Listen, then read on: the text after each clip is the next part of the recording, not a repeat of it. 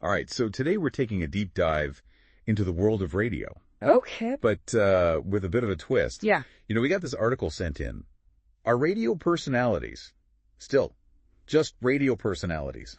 The rise of the content creator broadcaster. Interesting title. Yeah, and it really got us thinking, about how the internet and social media are kind of changing the game for something as classic as radio. Right. Like it's almost a completely different job now than it used to be even just a few years ago. Exactly.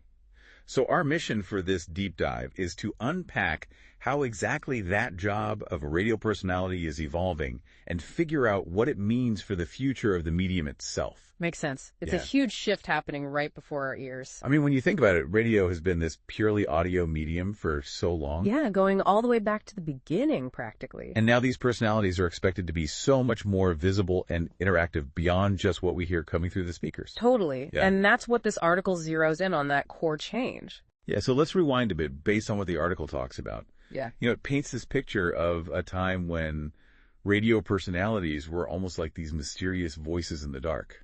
I like that, mysterious voices. Right. You'd tune in and hear someone who could make you laugh, make you think. Hmm. But that was kind of it. You had to use your imagination a lot more back then. Totally.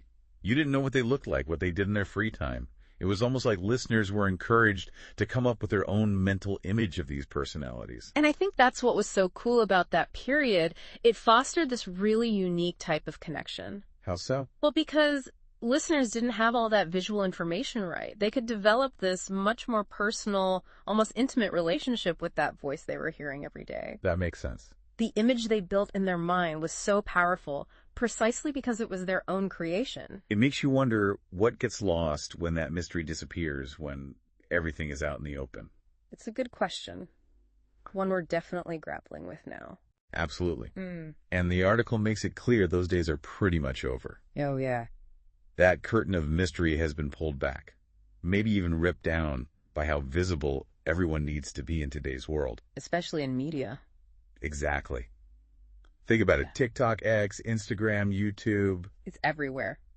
For people working in radio now, those platforms aren't just like fun extras anymore. Right. They're mandatory. Having a big presence online isn't just a good idea. It's basically a requirement for the job. And it's interesting how that's changed the job itself.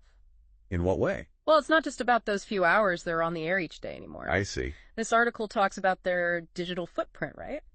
How well they connect with listeners outside of the actual broadcast through likes, comments, shares. That's become a major way for stations to measure their value. It's like a whole other side to the job. Exactly. And the article even mentions how stations are now looking to hire people who already have a big following online. Oh, for sure. They're bringing their own built-in audience with them. So if you're trying to break into radio these days, but your TikTok game is, well, non-existent, You're going to have a tough time. yeah, you might be at a real disadvantage. It's like how so many other creative fields are changing. Your online presence is like this form of personal branding that's really out in the open. And measurable. Exactly. Stations can look at the data follower growth engagement rates.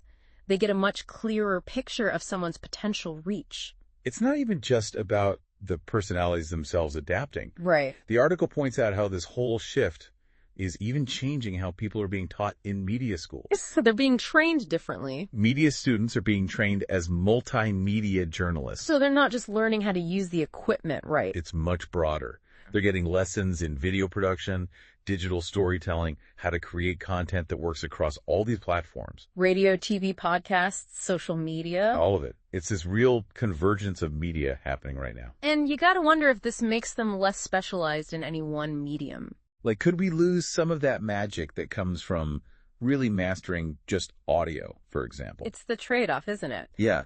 They're more versatile for sure, but will they have that same deep understanding of each individual medium? That's a great question. And think about it. Yeah. With this convergence, like the article calls it, a radio personality might finish their show and then immediately jump on a live stream to chat with listeners. Or react to clips from the broadcast. Then chop up bits into TikToks, Instagram Reels. The content is flowing everywhere. And here's where it gets really interesting. This article brings up the veteran broadcasters. The ones who built their careers purely on their voice. Their skills on the airwaves. Yeah. How do they adapt to this new world? Some of them probably don't want to. Being told you need to be on TikTok if you want to keep your job. It's got to be a tough pill to swallow. It's like their whole way of working is being flipped on its head. What are some of the practical hurdles they might face beyond just being uncomfortable with it? Well, they probably need to learn new software, understand the trends on social media. It's a lot to pick up. And the article doesn't sugarcoat it. It suggests that if they resist this change, they risk becoming irrelevant. Which is harsh, but maybe true. It seems like the industry is moving in this direction where digital engagement is a must-have. It makes you think about what we value as listeners and as an industry. Right. Like, is a quick comment on social media really the same as that connection built over years of listening to someone on the radio? That's the key question, isn't it? Is it really equivalent? And the article even hints that we might see fewer of those longer interview segments or deep dive audio pieces. The kind of stuff radio has been known for. In favor of shorter, snappier content that works better visually. Which brings up another big point the article makes about potential downsides. Could this focus on social media actually hurt what makes radio special? Potentially. We're talking about good storytelling, in-depth conversations, that immersive listening experience. Where you can just close your eyes and get lost in it. Exactly. Could that be weakened by this fast-paced digital world where everyone's attention span is shrinking? It's possible. We might start seeing more content that's super easy to digest and visually appealing for social media, but loses some of that nuance that radio has always been so good at. So where does this leave us? In a state of change, for sure. The article basically says this shift is unavoidable. To be in radio today is to be a content creator. Full stop. But as the article points out, it's not all bad. Right. There are some really cool possibilities. Greater reach, more direct interaction with the audience, even new ways to make money. Like personal sponsorships on social media or exclusive content for subscribers. And those are big advantages. They can connect with listeners in real time, get instant feedback, build a community across all these platforms. It could strengthen that bond between the personality and the listener in new ways. And don't forget about the money. It's important. New ways to monetize content beyond traditional advertising could really help the industry. But as with most things, there's another side to consider. What's that? The article raises a really big question about the future of radio. Will it still exist as we know it? Exactly. Will it become just another part of this giant digital content machine? Losing its own identity? Will it keep that focus on audio, on storytelling? Or will it have to prioritize visuals and short-form content just to compete? That's the million-dollar question, I guess. It feels like we're at a turning point for the industry. Definitely.